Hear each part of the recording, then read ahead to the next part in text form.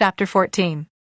When Herod Antipas, the ruler of Galilee, heard about Jesus, he said to his advisers, "This must be John the Baptist raised from the dead.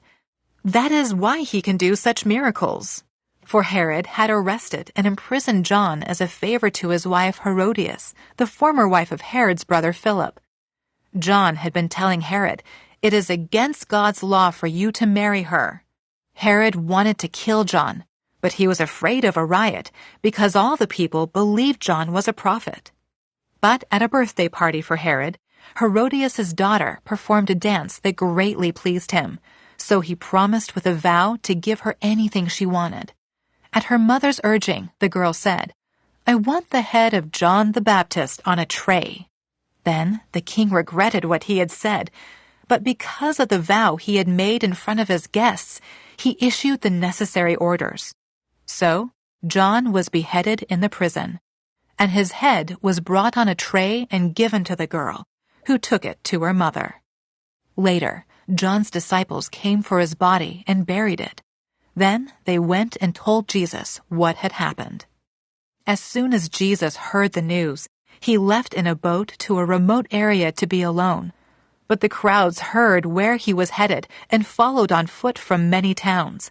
Jesus saw the huge crowd as he stepped from the boat, and he had compassion on them and healed their sick. That evening, the disciples came to him and said, "This is a remote place, and it's already getting late. Send the crowds away so they can go to the villages and buy food for themselves." But Jesus said, "That isn't necessary. You feed them." "But we have only 5 loaves of bread and 2 fish," they answered. "Bring them here," he said. Then he told the people to sit down on the grass. Jesus took the 5 loaves and 2 fish, looked up toward heaven, and blessed them. Then, breaking the loaves into pieces, he gave the bread to the disciples, who distributed it to the people. They all ate as much as they wanted, and afterward, the disciples picked up 12 baskets of leftovers. About 5,000 men were fed that day, in addition to all the women and children. Immediately after this, Jesus insisted that his disciples get back into the boat and cross to the other side of the lake while he sent the people home. After sending them home, he went up into the hills by himself to pray. Night fell while he was there alone.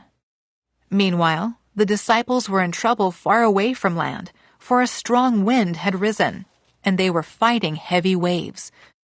About 3 o'clock in the morning, Jesus came toward them, walking on the water. When the disciples saw him walking on the water, they were terrified. In their fear, they cried out, "It's a ghost!" But Jesus spoke to them at once. "Don't be afraid," he said. "Take courage. I am here." Then Peter called to him, "Lord, if it's really you, tell me to come to you, walking on the water." "Yes, come," Jesus said. So Peter went over the side of the boat and walked on the water toward Jesus. But when he saw the strong wind and the waves, he was terrified and began to sink. "Save me, Lord," he shouted. Jesus immediately reached out and grabbed him. "You have so little faith," Jesus said. "Why did you doubt me?"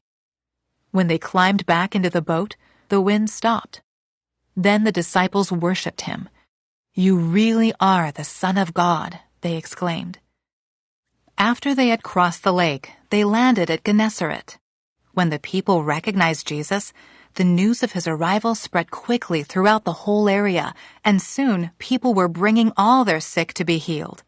They begged him to let the sick touch at least the fringe of his robe, and all who touched him were healed.